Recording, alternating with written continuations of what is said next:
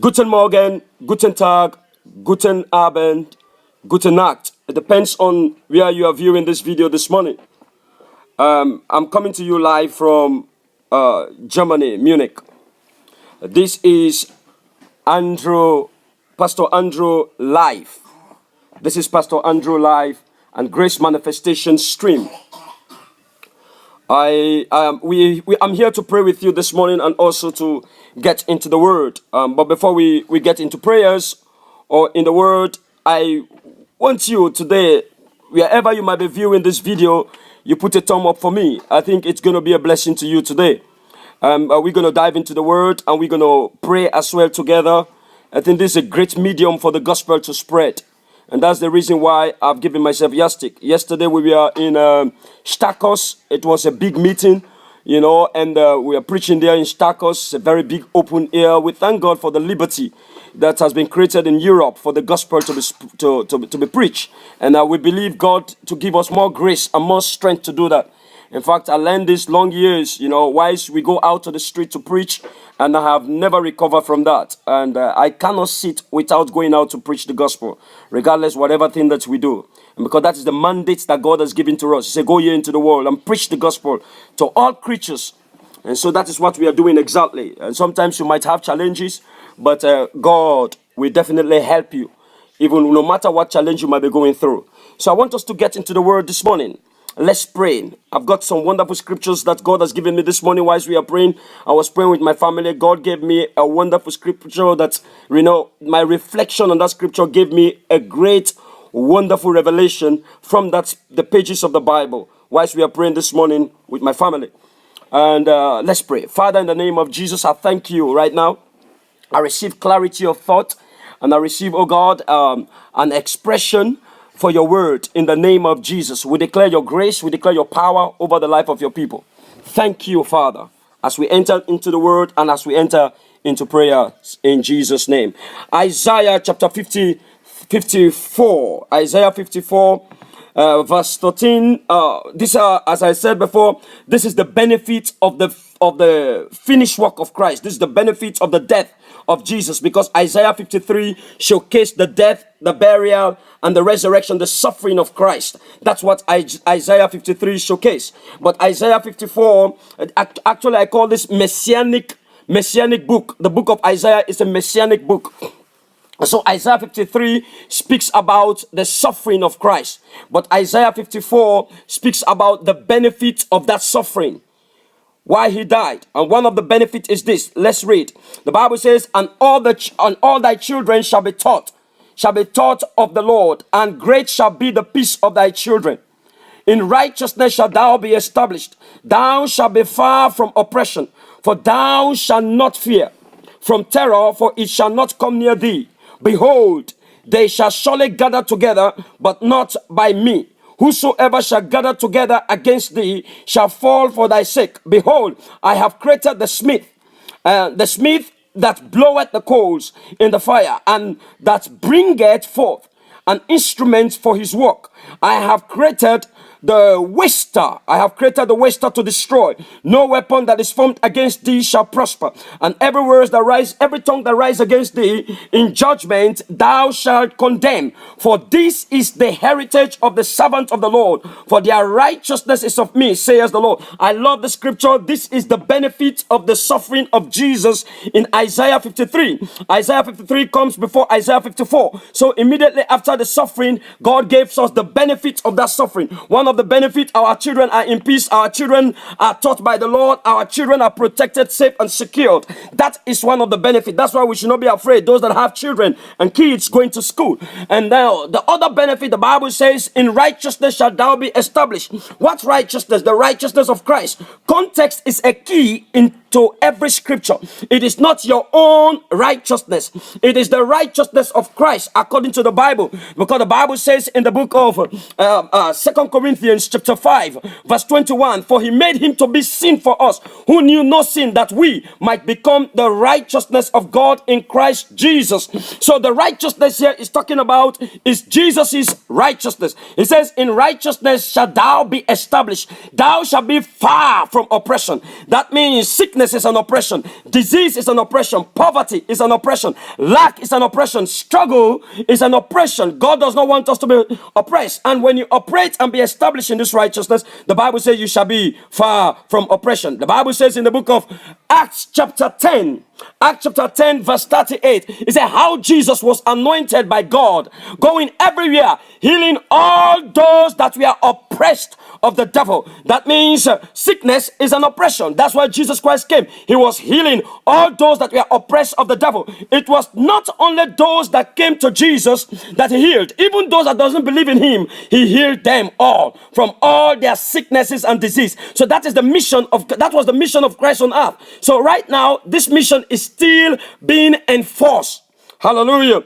The Bible says that in righteousness shall thou be established. You shall be far from oppression. Father, in the name of Jesus, every oppression against our lives, against your sons and your daughters, we destroy those oppressions in Jesus' name. Oppression in sickness, oppression in financial tatteredness, oppression in poverty, oppression in lack, oppression in shame, oppression in struggle. We break those oppressions in failure. The Bible says in righteousness shall thou be established. You shall be far from oppression. You shall be far from oppression. You shall be far from sickness and disease. You shall be far from lack and shame. You shall be far. That is the manifestation of the finished work of Christ. You shall not die young. Long life will he satisfy you and show you his salvation. That's what the Bible says in Psalms 91 verse 16. That long life will he satisfy you. You will be satisfied with long life and protection and safety and security. That is the mandate of God. That is the desire of God for all his children, his sons and his daughters around the world, more especially those that have received Jesus. The Bible says in righteousness you shall be established. You shall be far from oppression. The Bible says terror will not come near you. I love that. It says, and from terror, for it shall not come near thee. The Bible said, behold, anyone that gathered against you. You know, they were united. Witchcraft, I don't know how people call it. Witchcraft, demonic powers, whatever thing. They were already united. But because they came against you, the Bible says they will be scattered for your sake. They were united in doing their whatever thing they are doing. But if they come against you as the righteousness of God in Christ, if they are discussing negativity about you, the Bible says they will be scattered for your sake. For your sake. I love this scripture. This scripture came to my light this morning. Whilst I was praying with my family this morning. You know, I have a clear light that dawned on me. You know, whenever you read Bible, sometimes you read it first time, you don't understand it. But when you read it again, you kept reading it, you don't get tired about it. It's not boring book. It's a brilliant book. The Bible says, terror shall not come near thee. It said, behold, they shall gather against thee. They will surely gather. But the Bible says, because of you, they will be scattered. In the name of Jesus, anyone that is gathering and planning negativity against you, I shatter those ones in Jesus' name by the power that is in the name of Jesus. Now, the point here that I want to read again is verse 17. Normally, we read verse 17, but there is a perfect, wonderful scriptures. We don't normally read it. We don't normally quote it. Okay? We just say that no weapon formed against us shall prosper. Every word that rise against us in judgment, we shall condemn. Then we stop there. The most significant part of that scripture, it is the next one, the next sentence. It says, and this is the heritage of the servant of the Lord. And then it didn't stop there. It says, there is a comma. It says, and their righteousness is of me, saith the Lord. My righteousness is of God, not of me. If it is your righteousness, you will fail, surely. But my righteousness is of him. The Bible says, this is the heritage. It means it is my heritage. It is my inheritance. Righteousness is my inheritance. Protection is my inheritance. Favor, every good things are my inheritance from God. This is the heritage of the servant of the Lord, and their righteousness is of me, says the Lord. Your righteousness is of God. Our righteousness is of God, Jesus Christ. That's why the Bible says, no weapon formed against thee shall prosper, and every word that rise against thee in judgment, thou shalt condemn. You yourself, not pastor, not me condemning it for you. It is you yourself that will condemn it. If somebody is speaking negativity against you, or speaking wrong things against you, or prattling against you, you know, some diatraphish kind of things as is written in the Bible, if you have those kind of things happening against you, the Bible says you shall condemn them. Negative words, demonic words, they are speaking against you that you will not prosper, you will not succeed. The Bible says you shall condemn it. So you shall rise up and say to yourself, I condemn every negative word. It shall not brand me. I am the righteousness of God in Christ Jesus. The Bible says in Acts chapter 10, verse 38, it says how God anointed Jesus of Nazareth with Holy Ghost and with power, who went about doing good. Jesus is doing good every day, even when he was on earth, even when he was not yet dead for the sins of the world. He was still doing good. How much more now he is sitting in glory? He is sitting at the right hand side of the Father. The Bible says in the book of 1 John chapter 1 verse 4, 16, 17, it says, as he is, so we are in this world. As he is, so we are in this world. So as Jesus is right now in his glory, so we are in this world. If the scripture would have said, as he was in the lake of Galilee, he was healing the sick, it was still going to be good. But the Bible says right now, presently, in his glory, as he is, so we are. If Jesus is not sick, I will not be sick. If Jesus is not in lack, I will not be in lack. If Jesus is not stopped, I will not be stopped in doing things. Goodness and mercy shall follow you all the days of your life. The Bible says, who went about doing good and healing all that we are oppressed of the devil, for God was with him. Are you oppressed of the enemy? Sickness is an oppression. Sickness is an oppression from the devil. No matter how the sickness is. Cancer have a spirit. HIV/AIDS have a spirit. Disease, every disease there is, all those diseases came by the devil, not from God. God does not create sickness. It was created by Satan himself. So the Bible says, all those that were oppressed of the devil, Jesus Christ healed. And now the scripture have said that in righteousness you shall be established. You shall be far from oppression. So today, in the name of Jesus, every oppression against your life, we destroy those oppression. We take authority against them by the power that is in the name of Yeshua HaMashiach. We take authority against every oppression, every oppressive spirit we destroy, every oppressive spirit we revoke. We take authority against it by the power that is in the name of Yeshua HaMashiach. We destroy every oppressive spirit in the name of Jesus. We take authority against every oppression. Whatever thing that is plaguing you, whatever thing that is oppressing your life and your destiny, we destroy it. The Bible says you shall be far from oppression. You shall not be afraid. Terror shall not come near you. And you are the righteousness of God in Christ. The Bible says in righteousness, thou shalt be established. I am established in righteousness. So therefore, no oppression, no sickness, no disease will come into my life and invade me. Today, I decree and I declare today, every spirit of HIV/AIDS, every spirit of cancer, disease, every cancer have an answer. The answer is Jesus. Every sickness, every disease, glaucoma, HIV/AIDS, back trouble, back pain, headache, migraine, in the name of Jesus, I cause those sicknesses. I destroy it by the power that is in the name of Jesus. I take authority against it. The Bible says how Jesus was anointed by the Holy Ghost, going about doing good, healing all those that were oppressed of the devil. And the Bible says, thou shalt be far from oppression. Every oppressive spirit I destroy. I take authority against it. I come against it by the power that is in the name of Jesus. I command you, you are free from every oppression today. You are free from every sickness. You are free from every joblessness. You are free from every disease in your body. You are free in the name of Jesus. I decree and I declare the manifestation of the finished work of Jesus in your life. I decree and I declare the manifestation of Christ today. Whatever thing that you believe in God for, receive it by faith in Jesus' name. Just as Esther was favored in the 10th month, the Bible says Esther entered into the king's palace of Ahasuerus in the 10th month. Today, I declare in this 10th month that we are in right now, according to Gregorian calendar, in the 10th month, we declare today, favor will pursue you. The Bible says, Esther obtained grace and favor in the sight of all those that look upon her. Esther chapter 2, I want you to know that today that in the name of Jesus, whosoever that look upon you will favor you this month in the name of Yeshua HaMashiach. Because it's a month of favor, it's a month of honor, it's a month of blessings, it's a month of dignity and respect. Rules are suspended on your behalf. The Bible says the grace of God suspend the rules of God.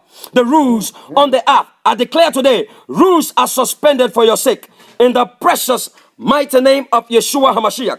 No more struggle in your life. No more struggle in your family. No more struggle. Wherever you go, you will succeed. You shall not die before your time. Goodness and mercy follow you all the days of your life. No more struggle in your life. In the name of Jesus Christ of Nazareth. Thank you, Father, for blessing your sons and your daughters. In Jesus' mighty name, you are blessed. Your children are blessed. The Bible says, the scripture we read in this benefit, it says, and all your children will be taught by the Lord. Your children are going to be taught by God. In Jesus' mighty name. But bless. I just want to take a few minutes break, and then I'm going to come back. I'm going to take 2 minutes break, and I'm going to come back. I'm going to dive into the word, because we started a thing that I have been teaching a couple of days ago. I want to finish it today by the grace of God. In Jesus' mighty name. Be blessed as you are watching right now. Be blessed. Wherever you are, be blessed. Wherever you are, be blessed. In the name of Jesus Christ.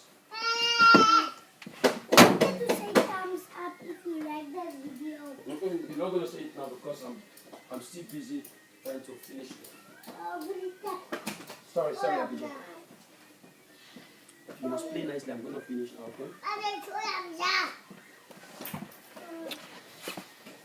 Rabo shakata brehakatos kelele. Zala mando brokoto boboribos kala. Makaria katadada asos kolobriadada. Zazos kala vavondo bo okori katadada. Zemakori kata. Zala hados kala la vavondo boboribo. The Bible says, no weapon formed against you shall prosper. Every word that rise against you in judgment you shall condemn. This is the heritage of the servants of the Lord. For their righteousness is of me, saith the Lord. Your righteousness is of God. It is not your own righteousness. It's the righteousness of Christ that you are operating under. Therefore, no weapon formed against you shall prosper. In the mighty name of Jesus, I declare the favor of the Lord upon you, the grace of God upon your life. I declare new ideas upon your life. You will receive ideas that will generate fortunes in your life and in the life of your family. In Jesus' mighty name, amen. We thank God for his word. This is Pastor Andrew Live, and this is Grace Manifestation Stream. And your life will never be the same again as we get into the word. I was talking about the seven biblical feasts that is written in the book of Leviticus chapter 23. The 7 biblical feasts. It's a brilliant topic that we have been on a couple of days ago, and we're still going to continue to do that even today.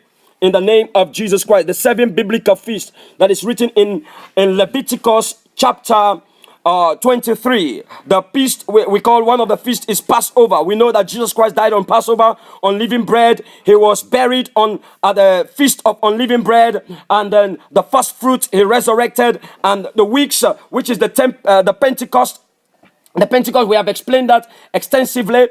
About now, we have trumpet, which is Rosh Hashanah. The Hebrew word is Rosh Hashanah, is the Jewish holiday. Rosh Hashanah, they call it the trumpet, Feast of Trumpet. And trumpet is always, that's why the rapture is always associated with trumpet blowing. And then we have the Day of Atonement, Yom Kippur. Yom Kippur, it happens in the month of Elul or Tishri. Yom Kippur, and also we have Tabernacles, Sukkot, Tabernacles, the Day of Tabernacles. So these are all brilliant feasts that have been ascribed in the scriptures, even before the rapture takes place. When the rapture takes place, we're going to go to heaven. We're going to spend 7 years in heaven, which they call that the super Shemitah year. Is a Shemitah year. The Shemitah year is 7 years we're going to spend in heaven. With that process, we will not be on this earth when the rapture, when the tribulation is taking place. So God is not going to leave you, and it's going to happen at any time. I paid something this morning that rapture is only restricted to believers in Christ Jesus. All those that God was expressing it in my spirit that whenever I go on air to preach, wherever I go, I must always lead people to Jesus, because that is the requirement of you to be raptured. If you don't have Jesus, it's not for you. So rapture is only restricted to believers in Christ Jesus. even in these 7 biblical feasts we have been teaching, the Passover, the unleavened bread, the first fruit, the weeks of Pentecost, and the trumpet, the day of atonement, and also tabernacles. These are all the biblical feast of the Lord. It is a dress rehearsal. They call it mikra, or a holy convocation. That rehearsal has been done even before Jesus Christ came into this world. The Jewish people celebrate it every year. Every year they celebrate it to show that these are the things that will happen before Jesus Christ come. I spoke about the 7 dispensation of humanity on earth. I have spoken about that before. Now these are the 7 feasts of the Lord in Leviticus chapter 23. That we have been talking about. And I spoke about it a couple of days ago about you cannot understand the 7 biblical feasts if you don't understand the biblical placing, the Bible placing, the placing of the scriptures in the scriptures or in the Bible. You need to understand that the Old Testament is from Genesis to Malachi. Okay? It's from Genesis to Malachi. And also the New Testament, it is not Matthew, Mark, Luke, and John. They are not New Testament books. Okay? You can see it is very clear. The Matthew, Mark, Luke, and John, they are historical books showing the humanity of Jesus on earth. They are historical book. Matthew, Mark, Luke, and John, they are historical book showing the humanity of Jesus on this earth. And then the New Covenant or the New Testament actually begins from the book of Acts. From Acts to the book of Revelation. Now, how do we know this? Let's go to the book of Isaiah. Let's go, then you will appreciate what I'm talking about. Okay? Because if you don't understand this, the devil will be toasting you up and down. You will take all kind of scriptures and put it on yourself. I want you to know that, in fact, Matthew, Mark, Luke, and John, and all the New Testament, they are not scriptures according to the Bible. The scriptures are from Genesis to Malachi. They are called scriptures according to the Bible. In fact, Jesus Christ himself said it. I quoted that scripture for you before in the book of Luke chapter 4. Luke chapter 4 speaks about the scriptures. After the death and the resurrection of Jesus, he was going somewhere. The Bible says there are 2 guys who was discussing about this phenomenon that have taken place in the land of Jerusalem. The Bible said they start speaking about Jesus. They say, oh, they have killed him. They have killed the Holy One. We thought he was the one that is coming to save us. They were discussing about Jesus. 7 miles journey from Jerusalem. Whilst they are going, the Bible said Jesus Christ appeared in their midst and asked them, what are you guys talking about? They never knew it was Jesus. The Bible says, as they explained to Jesus about the phenomena that have taken place, they were preaching to Jesus. They never knew it was Jesus. It's possible that we still preach Jesus. We don't know Jesus. We don't have revelation about Jesus. If you have time, you will read the book of Luke chapter 4.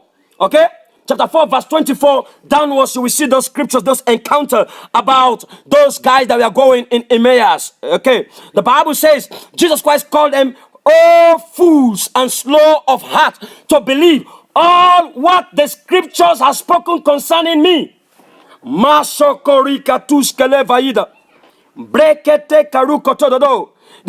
says to them, oh fools, slow of heart to believe all what the scriptures have spoken concerning me. So Jesus was talking about scriptures. That time the New Testament was not even established yet. Okay, but now how do we know that about the New Testament? Now let's read Hebrews chapter 9 verses 15. The Bible says verse 15, and for this cause he is the mediator of the new covenant or the New Testament, that by means of death, for the redemption of the transgressions that we are under the First Testament, the redemption of the transgression that was under the First Testament, they which are called might receive the promise of eternal inheritance. Verse 16. This is the picture. For where a testament is, there must also of necessity be the death of a statutor. So that means, in fact, even the Old Covenant or the Old Testament was not established until a blood was shed. So you see what I'm talking about? That the New Covenant or the New Testament, it is not Matthew, Mark, Luke, and John, because a blood was not yet shed. This is the Bible. Bible interprets Bible, beloved. So sometimes it is written there by the translators. They put it when you open the New Testament, Matthew, Mark, Luke, and John, and it continues to go. But Jesus Christ was not yet dead, so it's not established. How do I know this? Let's further explain. According to the Bible, in the book of Matthew, chapter 26, verse 28, the Bible says Jesus Christ broke bread and blessed it and gave it to his disciples. He said, "Take, eat. This is my flesh. This is my flesh, broken for the remission of sin, broken for you." And the Bible says in the same vein, he took the cup and blessed it and gave it to them. He said, "Take, drink all of it, for this is my cup. This is the cup of the new covenant in my blood." In my what? My blood. The blood was not yet shed. So the new covenant begins after the blood was shed. Even the Old Testament begins before when the blood was shed. The Bible says in the book of Leviticus chapter 17, verse 11, the Bible says, "Without the shedding of blood, there is no remission of sin." So the blood was shed. That established the Old Covenant or the Old Testament. The blood, in other hands, the blood was shed in the New Covenant before the New Testament. Actually, whenever you hear about testament, it's a Greek word for covenant. Testament is a Greek word for covenant. Okay? Testament is the Greek word for covenant. That's why they say New Covenant and Old Covenant. Hallelujah.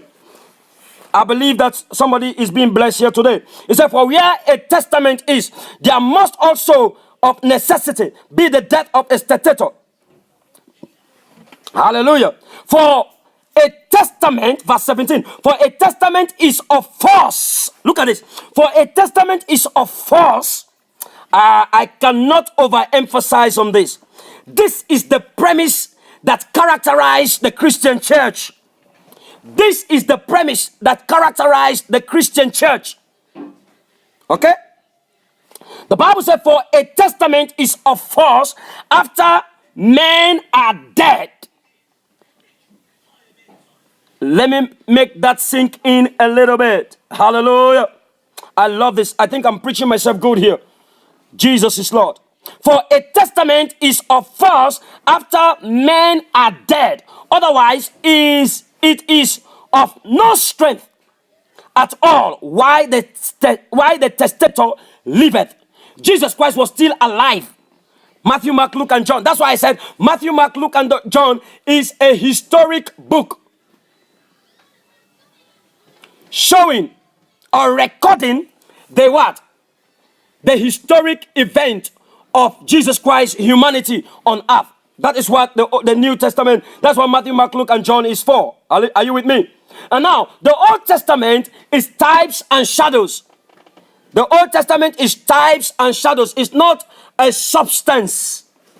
The Old Testament is a shadow, is a type. Okay? The Old Testament are promises, are prophecies concerning Jesus. That's why he told the people going to Emmaus, he says, "Ought not this must have happened, that Jesus Christ, that everything that have been spoken about him in the scriptures to manifest." He was speaking to these guys, ignorance, they didn't know themselves. Are you with me? Now let's continue to read. Verse 18 says, "Whereupon neither the first testament was dedicated without blood." So the first testament, which is the Old Testament, was not dedicated without blood. It was dedicated with the blood of the Lamb. When the children of Israel will come year by year to establish this phenomenon called the blood.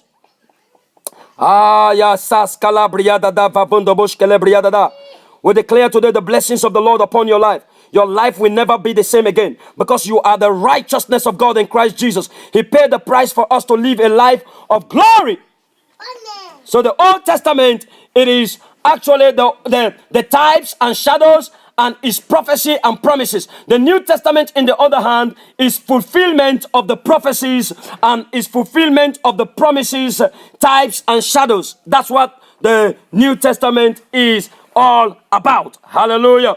That's what the New Testament is all about. Now, let me read another scripture for you here. Verse 18, it says, "Wherefore, neither the first testament was dedicated without blood." Verse 19 says, "For when Moses has spoken every precept, every every precept to all the people according to the law. He took the blood of calves and of goats with water and scarlet wool and hyssop and sprinkled the both the book and all the people, saying, "This is the blood of the testament which God had enjoined unto you." Moreover, he sprinkled the blood both the tabernacle and all the vessels of the ministry. I love this. So even the Old Testament was not established without blood. So the New Testament was only established after the blood was shed for the sins of the whole world. And I want you to understand, I want to chip in this. I was preaching this in Stakos, in a very public place, in Germany here. I was telling the people, I said the mission why Jesus Christ came on earth is to solve one problem, only one problem. It is not to give you your beautiful car. Though yes, that the manifestation of you having the beautiful car is the manifestation of the death that makes that happen. It is not to give you your big house or big ministry or big churches. It is all the manifestation of the finished work. We should have it. I drive beautiful car. I live in a beautiful place, and it's wonderful. But the main purpose that Jesus Christ came for is to solve sin problem. What is it? Now, let's see. The Bible says the angels of God, they came to Jesus' mother. It says to them, the angel says to Jesus' mother, he says, she shall bring forth a child, and she shall be called Jesus. For he shall be called Jesus. Jesus means salvation. For he shall save his people from their sins. He shall save his people from their sin. So Jesus Christ came to solve sin problem. That is the main purpose that Jesus Christ came for. To solve sin problem. It didn't come to give you a beautiful car, though it's good to have a beautiful car. It didn't come to give you a beautiful marriage. It's all good. Because before Jesus Christ came, all those things were happening before. They were all happening. But the main purpose that Jesus Christ came for is to solve sin problem. And it has been solved. You are not a sinner, beloved. You are the righteousness of God in Christ Jesus. Hallelujah. You are the righteousness of God in Christ Jesus. Amen. So, we begin to understand that the Old Testament, in fact, the law of Moses, sometimes we dwell in the law too much. We forget about what the grace of God has done for us. The unmerited, the unearned, and the undeserved favor of God, which is grace. The Bible said the law was given by Moses, but grace and truth came through Jesus. It is through Jesus, grace and truth, we receive grace and truth. It is through Jesus Christ. Hallelujah. So now, we have about 10 commandments, we call it. But do you know it is not only the 10 commandments that is a law? There is also 620 laws that regulate the 10 commandments. 620 laws that regulate the 10 commandments. So it is not just the 10 commandments, thou shalt not, thou shalt not, thou shalt not. But also there is a law that regulates those 10 commandments. I just pray that you are understanding what I'm saying. Hallelujah. So that, in other words, the law modifies the behavior. The law can modify your behavior. It modifies the behavior. Amen. But does not change the heart. The law does not change the heart, but it modifies your behavior. It makes you look good in the sight of people, but it doesn't change the heart. Amen. The law does not change the heart, but it modifies behavior of people. It doesn't change the heart. It modifies behavior. Behavioral change. So now it is actually the law actually drives sin into sophistication. The law drives sin into sophistication. I think I quoted some scripture here relating to that some time ago. The law drives sin into sophistication and hiding it in a deep crevices. That's what the law does. The law hides sin in deep crevices. In fact, let me tell you, the most religious people on earth, they are the most wicked people on this earth. They also know the 10 commandments. They are the one killing everywhere, every place. The most religious people, they are the most wicked people on this earth. So I don't want to be religious. I want to be spiritual. Spirituality is not religiosity. Religiosity is not spirituality. It doesn't mean when you are religious, you are spiritual. Are you with me? It doesn't mean that. So in other words, grace, in other hand, does not belittle sin or create license for sin. Grace changes. Grace changes. And let me get this for you to get this clearly. You know, the term grace, the term gospel, the term Jesus Christ, the term grace, they are synonymously used in the Bible. Whenever you see gospel, grace, and Jesus Christ, grace is Jesus. Jesus is grace. Okay, grace is not a subject. Grace is a person. Amen. Grace is a person. So I just pray that you understand this. You've known already that the Ten Commandments, or the Old Testament, it is from Genesis to Malachi, and the Matthew, Mark, Luke, and John, they are historical books recording the humanity of Jesus. And then we have the New Testament is from the book of Acts to the book of Revelation. If you understand that, your Christian life will be more better than any other thing. Amen. And that's why when Jesus Christ came on earth, because he was quoting most of the things that he was quoting it from the Old Testament. He kept all the laws. Jesus kept all the laws. That's why we are talking about the 7 biblical feasts, appointments with destiny. The 7 biblical feasts in Leviticus chapter 23 is an appointment with destiny. He kept all the law. He died at Passover. He was buried on unleavened bread. He rose again on first fruit. And then he sent the Holy Ghost upon us on weeks of Pentecost. The trumpet will happen, which is called the Rosh Hashanah, the rapture, the hapazo, the catching away of both the dead and the living, coming together and meet the Lord in the air. On the Day of Atonement, the tabernacles, the Sukkot, or the Day of Atonement, which is Yom Kippur. He kept all this law when he was on earth. He goes to the temple. In order, after his death, he placed all to your account. So in other words, in terms of law keeping, you have A+. In terms of law keeping, you have A+. You are not a sinner. You are the righteousness of God in Christ. But it's only for those that have received Jesus. Hallelujah. I normally say to this, that that the sins of the whole world is forgiven. But it's only for those that receive Christ. The sins of the whole world is forgiven. It's forgiven, past, present, and future. John was preaching in Jordan. He said, this is the Lamb of God that took away the sins of the world. So the sins of the whole world is taken. It's forgiven, but it's only for those that receive Jesus the Christ. If you have Jesus in your life, your sins are forgiven. You might fall into trials, into sin and stuff like that, but you are not still a sinner. That doesn't characterize you as a sinner according to the Bible. If John says this is the Lamb of God that took away the sins, the past tense of take is took. So it's taken. Sometimes we read the Bible, we bungle up past tense and present tense. We don't know what is the past tense. We don't know what has been done. We don't know what is yet to be done. Like, for instance, sickness. So that's why in times of prayers, if you don't know how to pray, your prayers will never be answered. Because you cannot pray for something that have already been done. You just need to receive it. Okay? Like, for instance, if God says to me that the sins of the whole world is forgiven, the Bible says, having forgiven you all your sins, he nailed it to his cross. He wiped away all your iniquities. He destroyed them. So if I go before God, I will just say to God, this is my confession. Father, I thank you for forgiving me all my sins. And therefore, I have access to the throne room today. And I've come before you today. I begin to receive my healing, my health. Maybe you are sick in your body, for instance. Because the Bible says, by the stripes of Jesus, you are healed. Healed. That is what is written there. In Isaiah, you are healed is past tense. It has already been done. So when you are praying for healing, Lord, I decree and I declare the manifestation of your health. You don't say, Lord, I pray for my healing. I pray for my healing. You must say, I receive my healing. That is how you pray. If you don't know how to pray, you cannot receive anything from God. This is what I learned in my short time of Christianity.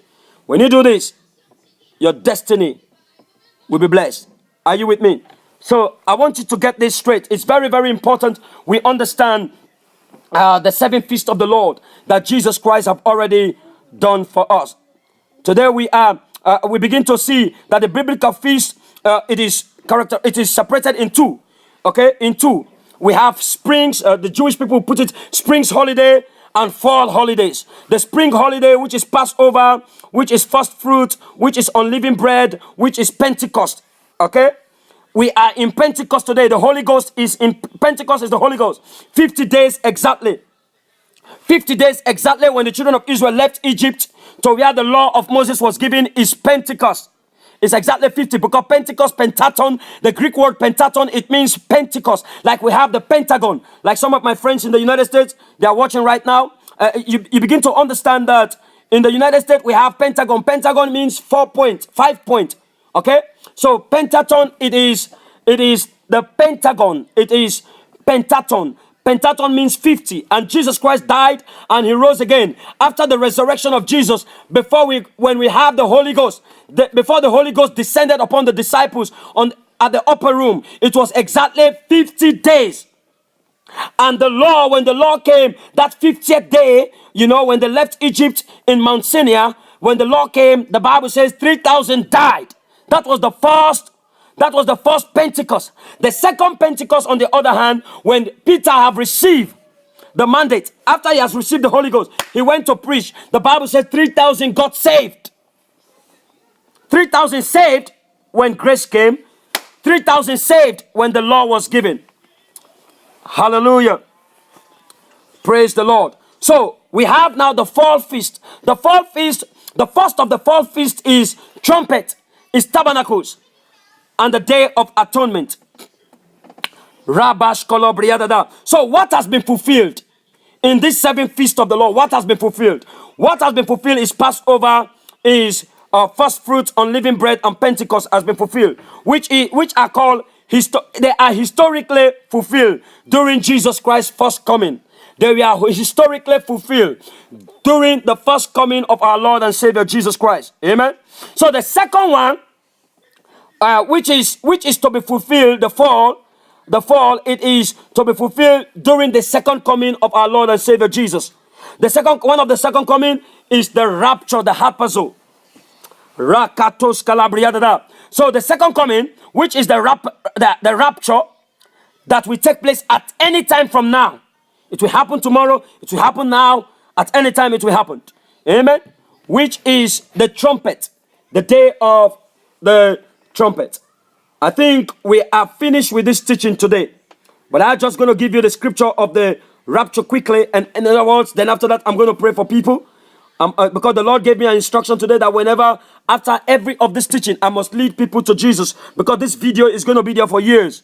So people's life will be saved. Whenever people listen to this video, our mandate is to get many people saved as possible. That is the mandate. That should be the mandate of every preacher. The mandate of every preacher is to get people saved. The mandate of every preacher is to get people saved.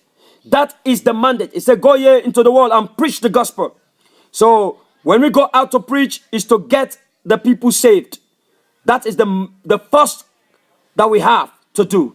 Hallelujah. And now I'm going to read for you the book of Thessalonians quickly. We are closing this chapter of the 7 biblical feasts. But next time when I come to you is to preach about something else. Is to teach about something else in the name of Jesus. 1 Thessalonians chapter 15 is talking about the rapture. 1 Thessalonians chapter 15. Chapter 4. I beg your pardon. 1 Thessalonians chapter 4. 1 Thessalonians chapter 4 says, but I would not have you be ignorant, brethren, concerning them which are asleep, that ye sorrow not, even as others which have no hope. For if we believe that Jesus died and rose again, even so them also which are asleep in Jesus will God bring with him. So if we believe that Jesus Christ died and rose again, you will go to heaven. Amen. That is the point.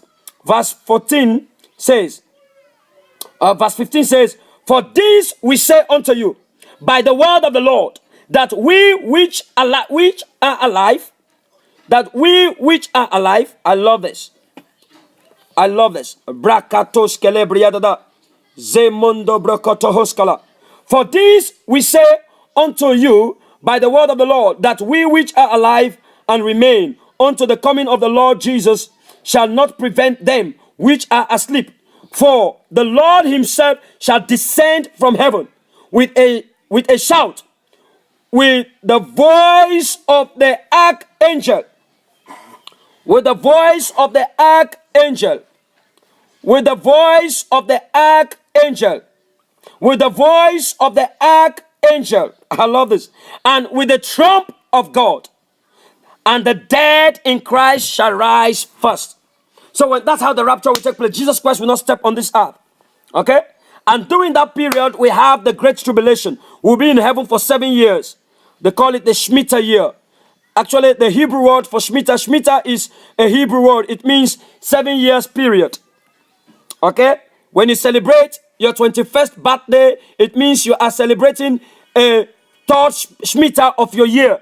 7 times 3 is 21. The Jewish people up to now, they keep those things. Amen? They keep those things. I believe you have been blessed today. You have been blessed, and the Rosh Hashanah and the Day of Atonement, all these things will happen. When we go to heaven, we spend that year, we're coming down here. The Bible says we're going to be established. The tabernacle is actually the time of establishment of living on earth. The tabernacle is a millennial reign. The 1,000 year that we're going to live together with the Lord Jesus.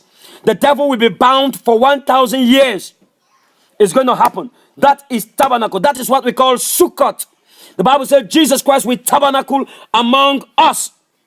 So God will wipe away all tears from your eyes. You shall not seek anymore in the name of Jesus. Father, we thank you for your word today. We give you praise and glory. I thank you for giving me the strength and the grace to preach what I have preached. And I know that we are the righteousness of God in Christ Jesus. You have done what man cannot do. If you are there, you have not received Jesus in your life, you might be watching this video hereafter. It's a pointer for you to receive Christ. Anytime you watch this video, you can point other people to it. They can receive Jesus through this medium. It's on YouTube, it's on Facebook, it's on YouTube, on Facebook, and all the other medium. You have the right to receive Jesus. You can receive Jesus right now, right here. It's very easy. The Bible says in the book of Romans chapter 10, verse 9, if you confess with your mouth and believe in your heart that Jesus died on the cross, thou shalt be saved. With the heart, man believeth unto righteousness. With the mouth, confession is made unto salvation. So you confess your way to salvation. You believe your way into salvation. Those are the things you need to do. Nothing else. Amen? Nothing else. Nothing else. In fact, it's the greatest deliverance that any man can have by giving their lives to Jesus. So you can do it right now, right here. Give your life to Christ. Say this after me. Say this prayer after me if you want to do that. You say, Father, in the name of Jesus, I thank you for dying for my sins. I thank you for paying the price for me. The ultimate price has been paid. Today, dear Lord Jesus, I receive you in my heart. Come into my heart. I believe in your death. I believe in your burial. I believe in your resurrection. And I believe you are coming for the church again. Lord Jesus, I receive you today. Thank you for saving me. Thank you for your finished work. I pray for the manifestation of your finished work in my life. That all what you died for, I receive it today by faith. In Jesus' mighty name. Amen. Friend, if you have said that prayer, you are marked for heaven. You will never make it to hell. Heaven is yours. If the rapture takes place right now, we are going to go up together. The Bible says you are going to change into a new man. Oh my God. Thank you, Jesus. You must be celebrating because you have received life and godliness. You might still be struggling with some things. You don't need to go for deliverance. All you need to do is to dive into the Word of God, to read the Word of God on a daily basis. Search the scriptures for yourself every day, because those things that are written in, they will bless you real good. In Jesus' mighty name. It's the same thing that Cornelius did. You know what happened to Cornelius? Cornelius was a man, was a great man of God, but Cornelius was not saved. Cornelius was not saved. The book of Acts told us about Cornelius. Acts chapter 10. Cornelius was great. But what he became saved after this encounter with the Lord, let me tell you. The Bible said there was a certain man in Caesarea called Cornelius. a centurion of the band called the Italian band. Verse 2. A devout man and one that feared God with all his house, which gave much alms to the people and prayed to God always. So, you see, he was a man. These are the things that Cornelius did. These are the things that characterize Cornelius' life. An Italian man. These are the things that characterize Cornelius' life. The Bible says he was a devout man. He was a man that feared God. He was a man that gives alms on a regular basis. He does these things, and then he had a greatest encounter in his life by the angels coming, because his giving, his devoutness, his devoutness makes him a proselyteness, brought him to proselyteness. His alms giving provoke divinity, and God appears unto him through the angels and sent people to Joppa. We know the story. If you have the time, you read it. But now this is the place where he became saved, in Acts chapter 11. Acts chapter 11, the Bible says, verse 14. After Peter have come and led him to the Lord and explained the things to him. This is the words of Peter. Peter says in verse 14 of Acts chapter 11, who shall tell thee words whereby thou and thy house shall be saved? So Cornelius was not saved, even though he was devout, even though he was religious, even though he was giving alms, even though he was doing all those things. He only got saved after Paul or Peter came to preach to him and to explain to him by the word of God. I believe he told him about Jesus. He told him about Christ. And then he got saved immediately after that. Beloved, you are saved today if you have Jesus in your life. And that's why we come to bring Jesus from all the pages of the scriptures. The Lord bless you. The Lord keep you. The Lord make his face to shine upon you. The Lord be gracious unto you. The Lord lift up his countenance on you. And the Lord give you his peace. Shalom. This is Pastor Andrew Live, Grace Manifestation Stream. God bless you. Keep giving me a thumb up and the heart. Keep coming. God bless you. Until we talk again. In Jesus' name. Be blessed. You are highly favored. Goodbye. Servus. Servus. Auf Wiedersehen. Rabba Shokori Katadada.